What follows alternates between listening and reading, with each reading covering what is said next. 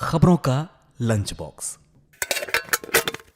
नमस्कार, आदाब, सत श्री अकाल। रेडियो मणिनारायण पर आपका बहुत बहुत स्वागत है। मैं हूं आपके साथ अभिषेक गुप्ता और आप सुन रहे हैं खबरों का लंच बॉक्स। किस बैंक ने घटाया कर्मचारियों का नोटिस पीरियड? गोल्ड ETF में हुई कितनी निकासी? प्याज की कीमतों को बढ़ने से रोकने के लिए सरकार ने उठाया क्या कदम? बताएंगे आपको।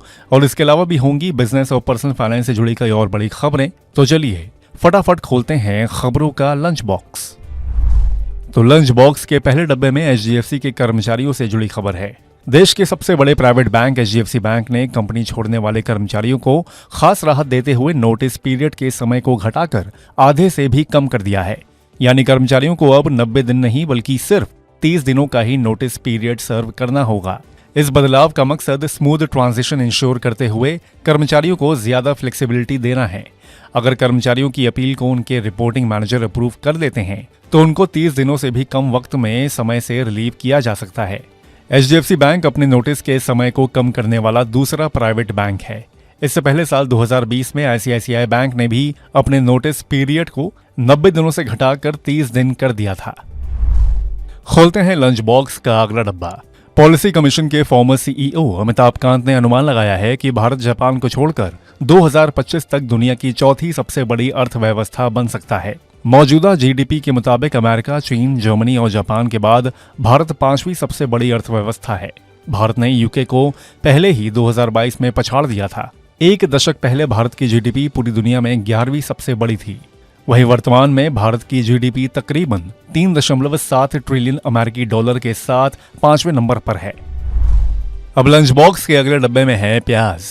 सरकार ने इस साल अपने बफर स्टॉक के लिए 5 लाख टन प्याज खरीदने की योजना बनाई है। इसका इस्तेमाल कीमतें बढ़ने की स्थिति में उन्हें काबू करने के लिए किया जा सकता है। उपभोक्ता मामलों के मंत्रालय के एक अधिकारी का कहना है कि केंद्र सरकार ने कीमतों में बढ़ोतरी होने पर सप्लाई बढ़ाने के लिए 2024-25 के लिए 5 लाख टन का बफर स्टॉक बनाने के लिए बाजार दरों पर किसानों से प्याज खरीदना शुरू कर दिया है। अगर प्याज की कीमतों में बढ़ोतरी होती है तो बफर सरकार को बाजारों में इंटरफेयर करने की इजाजत देगा, खासकर तब जब सरकार ने पिछले हफ्ते प्याज एक्सपोर्ट पर से रेस्ट्रिक्शंस हटाने का ऐलान किया था। खोलते हैं लंच बॉक्स का अगला डब्बा।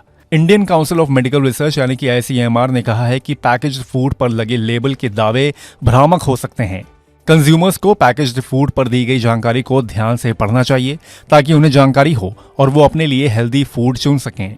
ICMR का कहना है कि कई प्रोडक्ट जो शुगर फ्री होने का दावा करते हैं असल में उनमें फैट कंटेंट ज्यादा हो सकता है, जबकि पैक्ड फ्रूट जूस में केवल 10% ही फ्रूट पल्प होता है। हाल ही में जारी गाइडलाइंस में ICMR ने कहा है कि पैकेज्ड फ्रूट पर हेल्थ क्लेम्स सिर्फ कंज्यूमर्स का ध्यान खींचने और उन्हें ये बताने के लिए डिजाइन किए जाते हैं कि प्रोडक्ट हेल्दी है। अब लंच बॉक्स के अगले डब्बे में है गोल्ड ETF। गोल्ड ETF से पिछले महीने यानी कि अप्रैल में 396 करोड़ रुपए की शुद्ध निकासी देखने को मिली है। निवेशकों की मुनाफा काटने की वजह से ये निकासी हुई है। इससे पहले मार्च 2023 में आउटफ्लो दिखा था। उस समय निवेशकों ने 266 करोड़ रुपए की शुद्ध निकासी की थी। Association of mutual funds in India यानी कि एम्फी के आंकड़ों के मुताबिक इस निकासी के बावजूद अप्रैल के आखिर में गोल्ड रिजर्व्स के मैनेजमेंट के तहत AUM 5% बढ़कर 32,789 करोड़ रुपए हो गई, जो पिछले महीने में 31,224 करोड़ रुपए पर थी। सोने की ऊंची कीमतों का असर अब गोल्ड ETF पर भी दिख रहा है। निवेशक अभी ऊंचे स्तर पर चल रही सोने की कीमतों का फायदा उठाकर मुनाफा कूटने की कोशिश कर रहे हैं। इसके चलते गोल्ड ETF में लंबे अंतराल के बाद पहली बार आउटफ्लो देखने को मिला है। अब बात क्रेडिट कार्ड की। RBI ने ट्रांसपेरेंसी बढ़ाने और कंज्यूमर्स के हितों की रक्षा के लिए क्रेडिट कार्ड से जुड़े नियमों में कई बदलाव किए हैं। सबसे बड़ा बदलाव यह है कि क्रेडिट कार्ड के बकाया भुगतान के लिए ड्यू डेट से 3 दिन का एडिशनल समय मिलेगा। इसका मतलब यह है कि अगर आप ड्यू डेट के 3 दिन बाद भी क्रेडिट कार्ड बकाया चुकाते हैं तो आपको किसी भी तरह की लेट फीस नहीं भरनी होगी। इसके अलावा आप ग्राहक अपने हिसाब से कार्ड नेटवर्क का चुनाव कर सकते हैं। जरूरत पर क्रेडिट कार्ड को 7 दिन में बंद करा सकते हैं। संशोधित नियमों के तहत कार्ड जारी करने वाले बैंकों को रिक्वेस्ट के 7 वर्किंग डेज के अंदर क्रेडिट कार्ड को बंद करना होगा। ऐसा नहीं करने पर उन्हें कार्ड होल्डर को लेट फीस के रूप में पर डे 500 रुपए का पेमेंट करना होगा। कार्ड इशूअर अगर आपके रिक्वेस्ट डेट से कार्ड बंद करने में 10 दिन लगाते हैं तो उसे 3 दिन लेट माना जाएगा। इस देरी के लिए उन्हें क्रेडिट कार्ड होल्डर को 1500 रुपए का मुआवजा देना होगा। इसी के साथ हम लोग आ गए हैं लंच बॉक्स के आखिरी डब्बे में।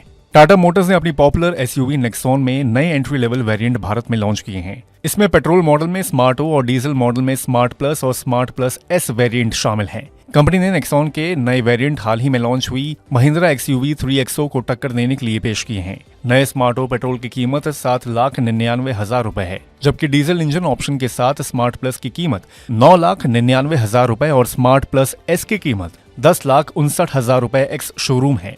भारत में इस एसयूवी कार का मुकाबला किया Sonet, Maruti Brezza, hyundai Venue, Mahindra XUV 3XO, Nissan Magnite और रेनो काइगर से होगा। तो इसी के साथ बंद करते हैं खबरों के लंच बॉक्स को। उम्मीद है कि इसमें पेश की गई खबरें आपको पसंद आई होंगी।